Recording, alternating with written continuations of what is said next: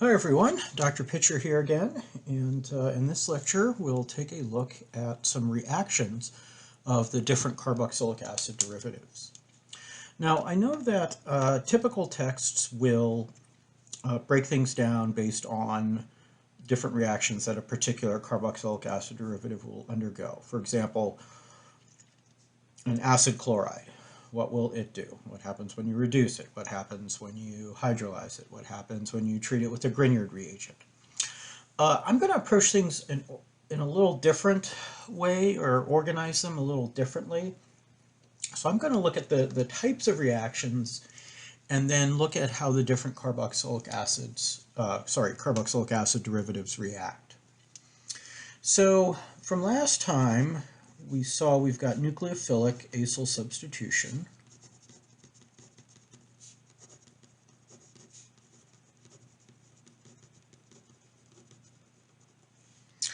And I'll just say see previous lectures.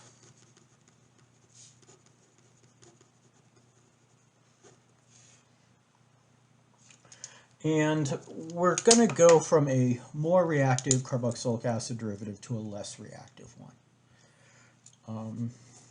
Go from more reactive carboxylic acid derivative to less reactive one. For example, we could do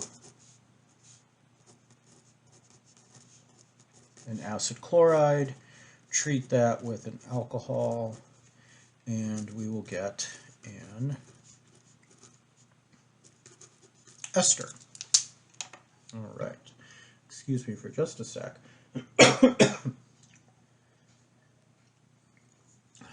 All right. Now, we've also seen hydrolysis, which is actually a subset of nucleophilic acyl substitution, where our nucleophile is water, and we may need a catalyst, acid or base catalyst. Okay, what are some new ones? Well, let's take a look at reductions.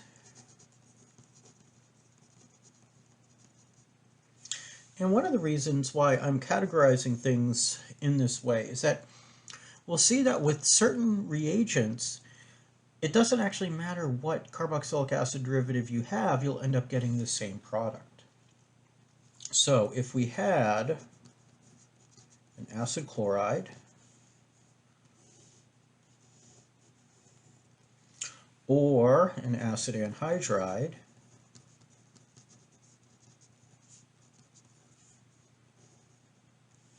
or an ester, or a carboxylic acid,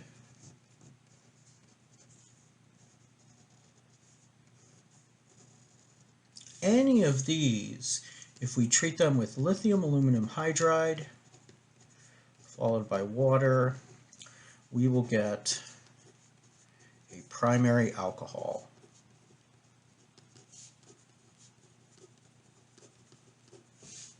Okay, so any of these guys are going to give the same product.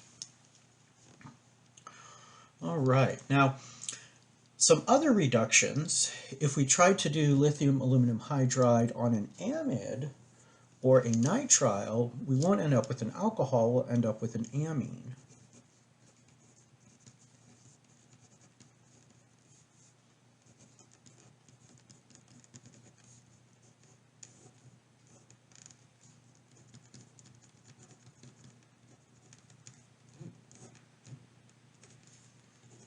Reaction arrow there.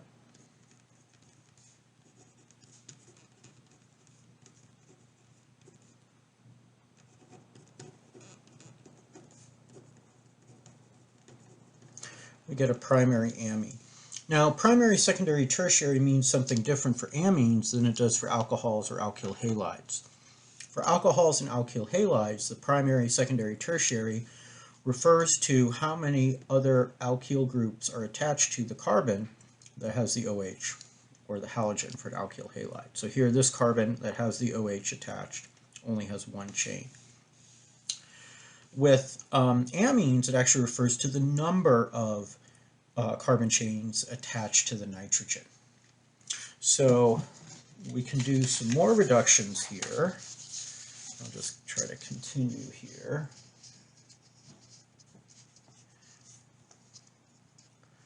And I could take, let's say, a secondary amide,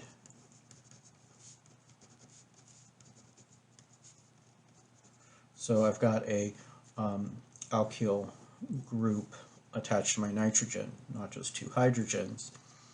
And now if I treat that with lithium aluminum hydride followed by water, I will get RCHH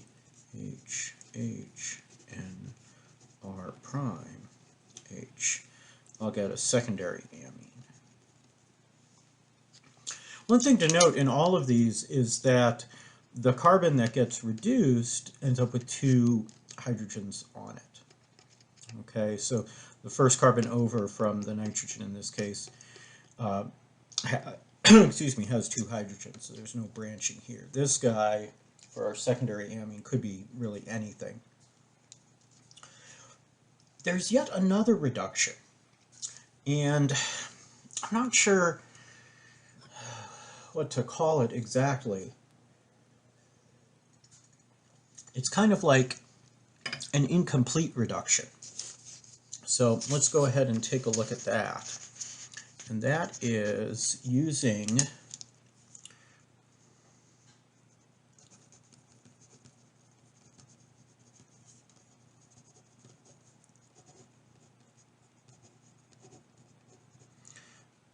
a reagent called DIBALH, or DIBALH, sometimes dash H. And this is diisobutyl aluminum hydride.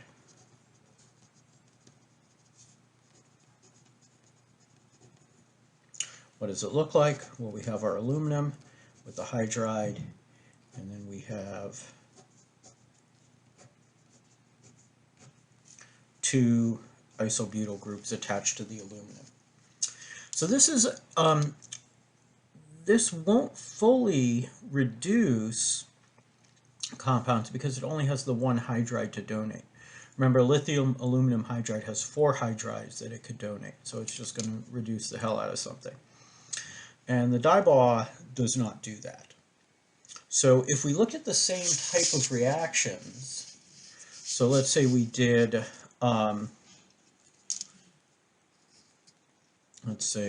our acid chloride or an acid anhydride or an ester,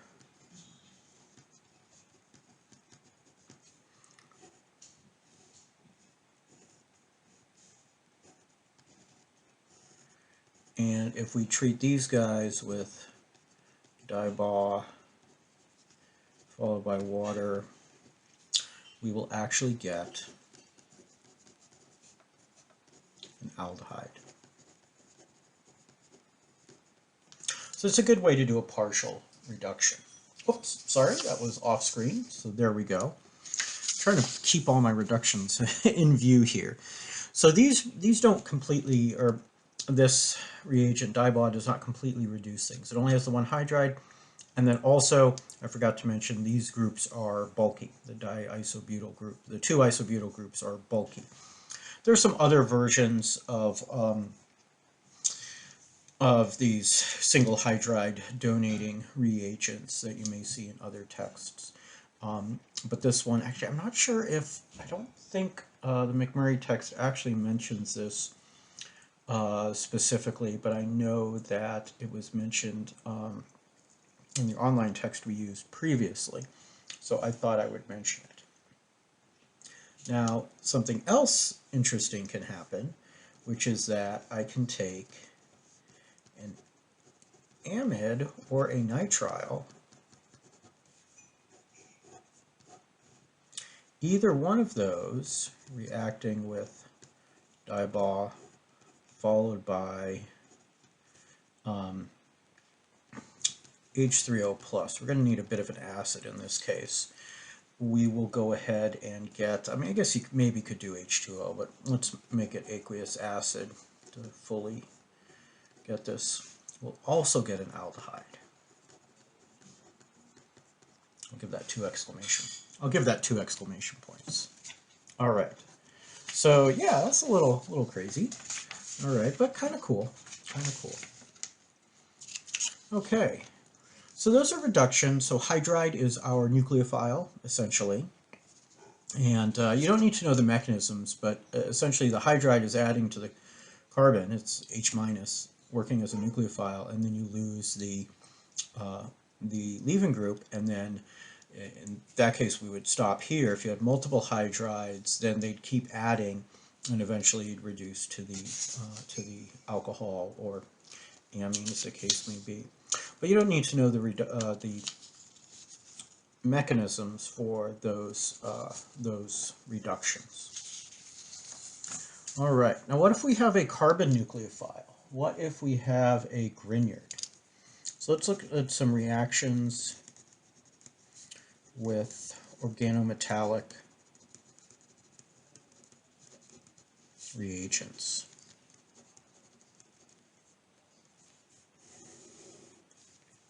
Okay, let's make sure I'm on screen here. So first of all, Grignards. If we have RCOCl or R anhydride or ester, any of these guys, if we react with the Grignard, so let's do R double prime MgBr in ether and 2H3O plus, we will get RCOH R double prime R double prime. So we'll actually get rid of this guy here on our ester. So the reason for this, if you think about it, is I'll add one equivalent of my Grignard. So essentially my carbon nucleophile here. It works like a carbanion. I add one of those, and then, so that pushes electrons up here, and then it kicks off the chlorine. But then I've got a ketone, and now another equivalent of the Grignard can add. And we can then end up with an alcohol.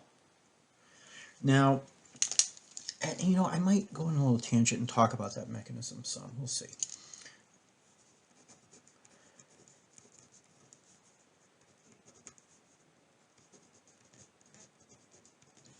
If we have a tertiary amide,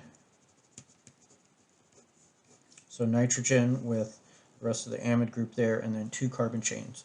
Or if we have a nitrile,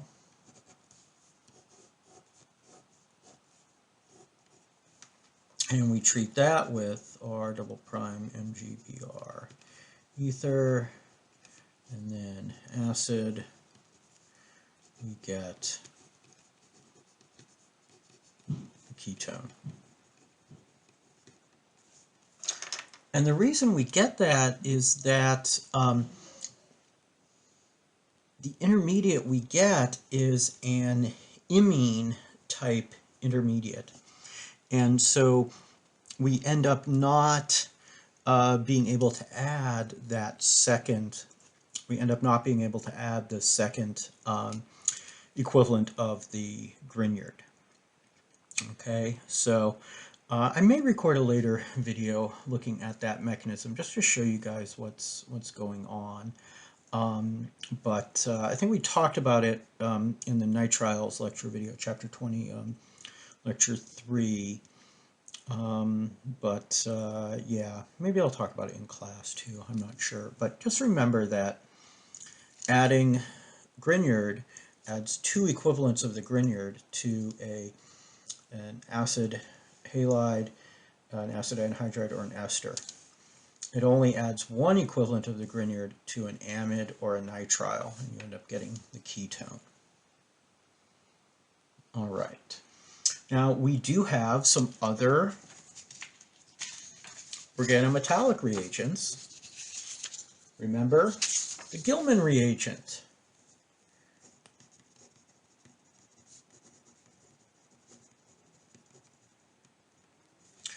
And remember, Gilman reagents are less reactive than Grignards.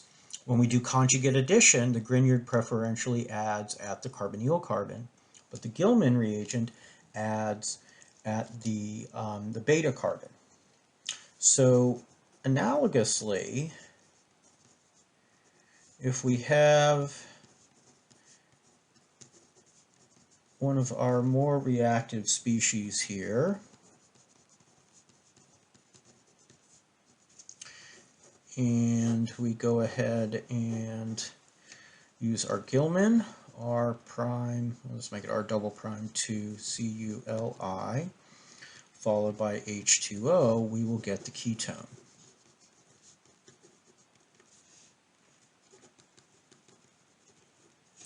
Now, I'm not sure if a Gilman reagent will react with an amide or a nitrile, so I'm going to have to check on that. Okay, so that's kind of the sort of categorization I wanted to do. You can read in the text. There's a section on each of the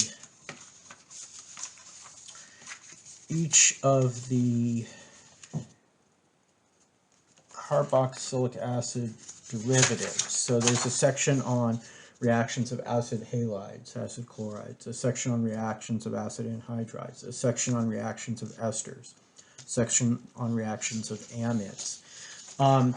But I thought it would be nice to group things together in terms of, the actual type of reaction that's the derivative is undergoing, and see the similarities. So I've got 3 different carboxylic acid derivatives, but they'll all give the same product when you react them with the Gilman reagent, for example. Actually, let me add one more thing here. Add another thing here, which is, we'll say, can you convert carboxylic acids to carboxylic acid derivatives directly? That'll be our question here. Answer: yes, but it may be tricky. So what do I mean by that?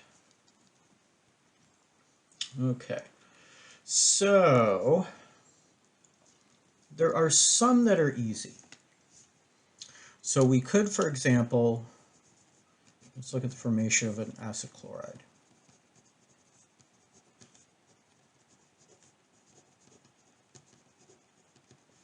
This is relatively easy. You may actually end up doing this in the unknowns lab if you're making a derivative. We just use, again, thionyl chloride, and we get our acid chloride. One of the issues that we have is that the OH is a poor leaving group. So if we try just to do a nucleophilic acyl substitution, it's a little tricky. We could do anhydride formation by dehydrating.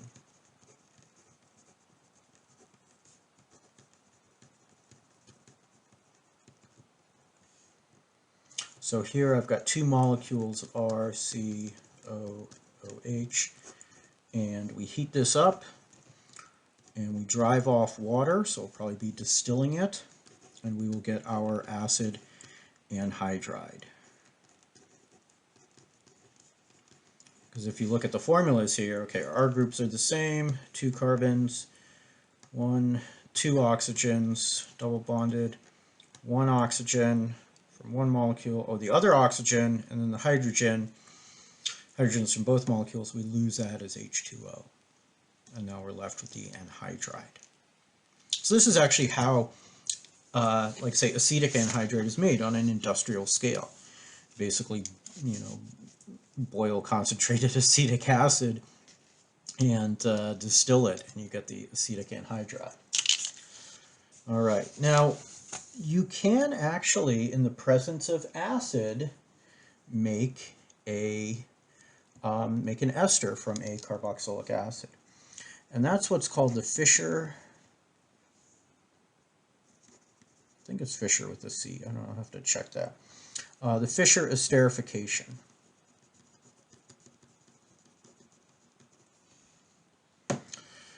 So the Fischer esterification involves our carboxylic acid plus an alcohol, and then having some acid present as a catalyst, we will get our ester plus water. So essentially we're swapping the alcohol for water. But I will call your attention to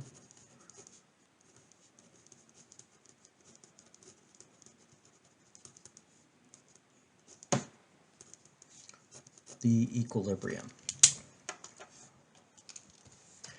Now one last thing, and the text mentions this, one last thing that I guess I call it direct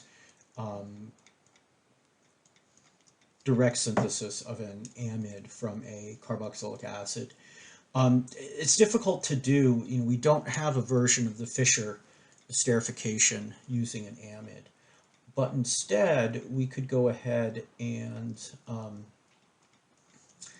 if we activate it, we can get it to work. So how are we going to do that?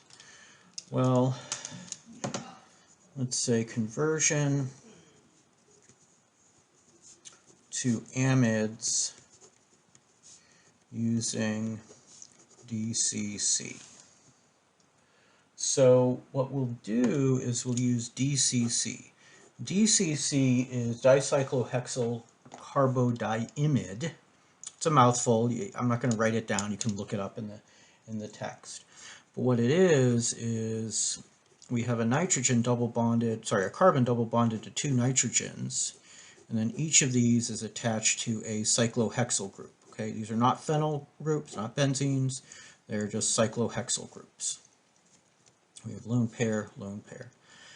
What happens is this actually, and there is a bit of the mechanism. Let me just check here. Figure 21.6 shows the beginning of the mechanism. So I'm just going to refer to that. See figure 21.6. Essentially, the carboxylic acid reacts with the DCC. It bonds to the DCC, and then you end up activating it then, so now you can get a amine coming in. And so you would actually react your, so RC double bond O OH plus R prime NH2 DCC, we'll get RC double bond O NH R prime. We'll end up getting that. We'll also get a byproduct as well, dicyclohexylurea, that you can, if you really want to know the structure of that, you can look that up. This is useful in peptide synthesis.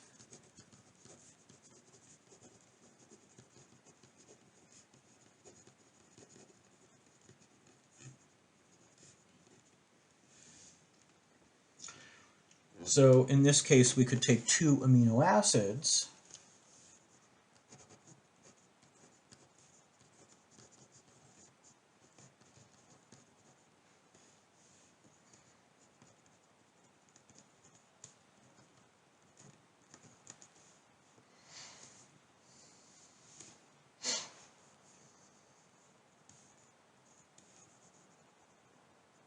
let's see here, let's put an R group there and an H there, plus N2C H R double prime C bond O O R. And now if we use DCC, we're going to couple these guys together right here. And so now I'll have R N C C double bond O N C C double bond O O R. I'll have hydrogen, whatever that side chain is. I'll have an H there. I'll still have an H there. I'll have a hydrogen there, and whatever that side chain is. So we can make use of this to, I don't have to convert that to an acetyl chloride in order to get it to react. I could use something else. So the DCC is a way to essentially activate your carboxylic acid so that it'll then react with the amine to make an amide. Okay. Let's see here. I think that's about all I wanted to. I think that covers all the reactions, I think. Yeah. So that covers things. Yeah, we'll talk more about this in class, obviously. Take a look at the practice problems. And there's some good ones there. Not too many mechanisms, but again, we can go over more mechanisms in class, or you can come by office hours. All right, so let me recenter that there. Sorry about that. All right, well, thanks for watching, and until next time, stay safe out there. Bye now.